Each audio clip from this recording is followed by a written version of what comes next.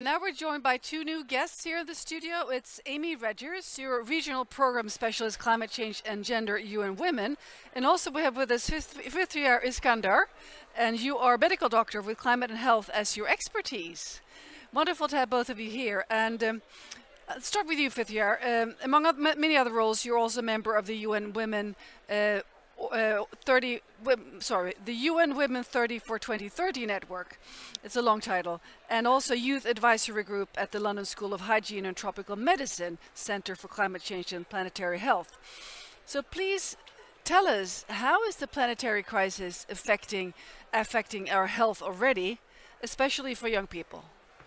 Thank you so much. So I think everyone's already agree how current climate crisis impacting everyone's health, particularly the young children, youth, and everyone, women. And in this case, I want to touch upon how it really impacting within the mentally and then physically state of the young people. For now, I often hear from my colleague, they say they're really anxiety for their future, and this now we call it like the climate anxiety.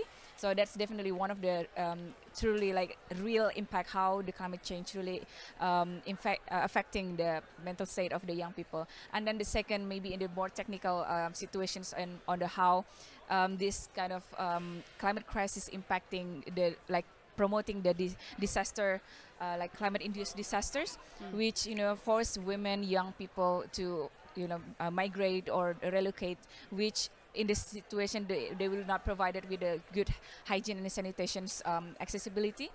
And in this case also how the young women and the women itself cannot access the good care for their SRHR, for the sexual reproductive health rights also.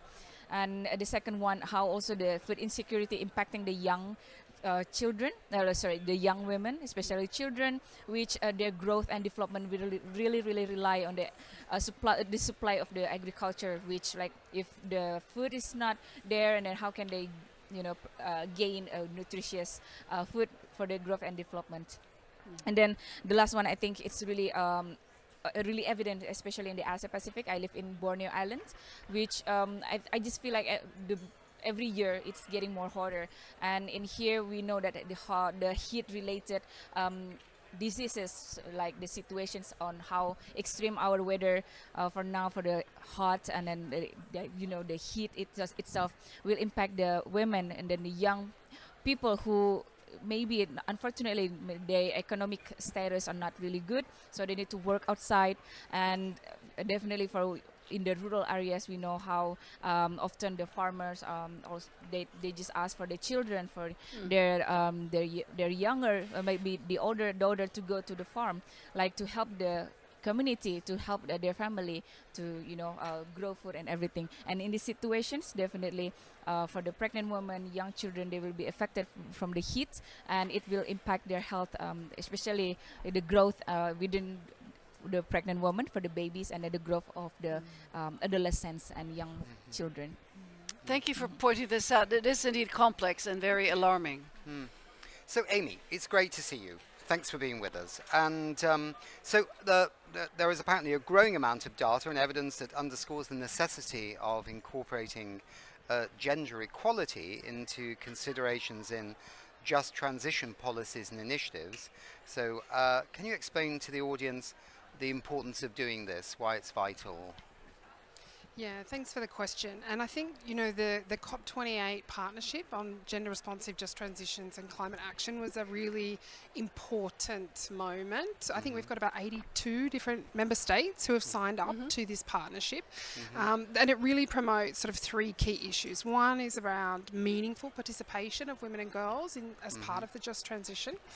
Secondly, an analysis and sort of real understanding of the links between gender equality and the just transition, and then really trying to ensure that we promote a gender responsive approach to the way in which the transition actually rolls out. And I think as Fithriyyah was saying, in the region in which we come from, in the Asia Pacific, the just transition is going to be a long process, but something that's really critically needs to sort of be happening now. And when we talk about the role of women in the just transition, I think we really, in our region, we have to separate the formal workforce with the informal workforce. So we have about 32% of women as part of the renewable energy sector right now, and the growth globally is expected to be something like 18 million jobs, right, in the RE sector. Women are most likely to be in low-skilled places in those workplaces. I think less than 5% of women hold top jobs, C-suite board roles, CSO, CEO roles. So there's a lot of scope in terms of the formal workforce to be creating decent jobs for women as part of the just transition. But I really think on the other side of it, on the informal workforce, you know, for example, in the Asia Pacific, you're looking at about 60% of all women work in the informal sector. So how is the just transition really ensuring an inclusive process for these women, and how are we creating equitable benefits and opportunities from the just transition? And I think it's a real challenge when so many gender inequalities underpin that societal fabric. So women's lack of access to land tenure, which means they struggle to access financial services and products to increase their uptake of renewable energy or low carbon technologies. There are a lot of systemic gender inequalities that really we need to be looking at the root causes, so that this sort of social transformation that has to come along with the just transition can really happen. I suppose the question is, how long do we have to look at it before we can come up with a recipe, as it were, to change it? You know what I mean? Because this has been a challenge for such a long time, hasn't it? I mean, is there a country somewhere that you can point to that where you feel at least it's being taken on board? You know, that there should be some proper gender balance in both the formal and informal sectors. I don't know that I could pinpoint a specific country, but then perhaps maybe I can give you some sort of tangible examples of how, and this is something that, particularly with UN Women, we really, you know, we're really trying to ensure that we do leave no one behind. And I think that's where we're trying to, and we have a program, the Empower Women for Climate Resilient Societies program, that really tries to target women in the most vulnerable areas in the Asia Pacific region, so the most climate vulnerable areas. And we're trying to create financial products and services for renewable energy technologies that meet women where they're at. So whether that be no collateral, first loss guarantees, you know, and working with the financial mechanisms and the institutions to understand the requirements. You know, how can, and I think this really goes part and parcel with the just transition and building climate resilience, because these kinds of renewable energy technologies and low carbon tech, they're a vital lifeline for climate resilience in our region. Because in a place like Rwanda, for example, you've got some women who are the solar sisters. I don't know if you know those. Who they're do amazing. their door-to-door selling. So it can be done. Absolutely, with the right it can be done. Sorry, Catherine, I'm jumping in here, That's but it's fine. just It's absolutely fine. We're like around a campfire here. So Fithriyyah, in terms of all the examples that you pointed out initially, what could we do to mitigate and what are the key steps here that needs to be taken?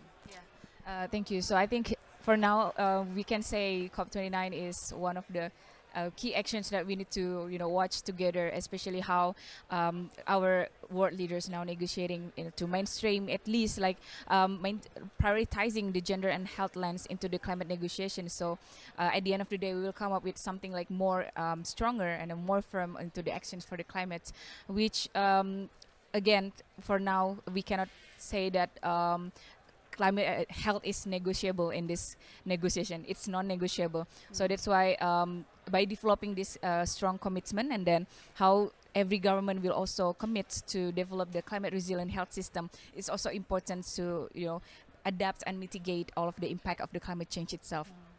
And I understand this will be quite challenging, especially in the global south countries, because again, the economical and then the political situations and then technology and innovations are still there as the barriers. But again, through this COP, this should be an avenue for everyone to help each other and leaving no one behind, as Amy just mentions. And talking about the health and the gender itself, again, centering this lens will be really helpful to advance how we can try to strengthen the climate resilient health system, which also gender sensitive. And I think I also want to highlight how our the Asia Pacific itself, because I was invited to join the two-day multi-stakeholder dialogue on the gender equality and then climate actions, which held by the UN Women, UNFPA, UNEP, and also ARO. And I found like very, very insightful sessions, which I think everyone really, really agree that health is non-negotiable, but also including the gender also should be, it's like obligations, and then it is non-negotiable. And in this multi-stakeholder dialogue, I think I can also try to read some of our call to actions, which I think this is really, really important for everyone to understand and then also to know. Like we urge we need to have an acceleration on the production and the use of intersectional gender and environment data to strengthen the implementation, monitoring, and accountability of climate solutions, climate action. Sorry.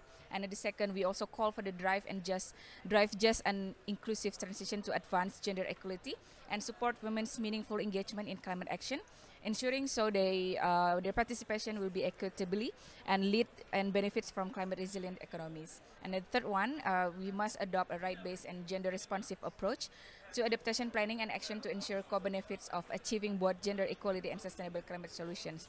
And then the fourth one, we also urgently call for us to scale up the gender-responsive climate finance that is accessible, inclusive, and accountable. And then the last one, we call for to address the critical interlinkages of climate change, sexual and reproductive health, and gender-based balance in climate plans, policies, and programs. So I think these five call to actions are really, really the same call to action that the feminist fellow also came here to demand our global leaders to include the gender and also the health into the heart of the climate negotiations now. So I hope this can be taken seriously by our world leaders.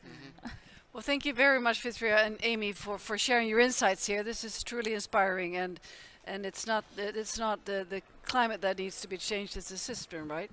Or it's interconnected. Yeah. So let's root for your work and keep at it. Thank you so much for joining us here today. Thank you so much.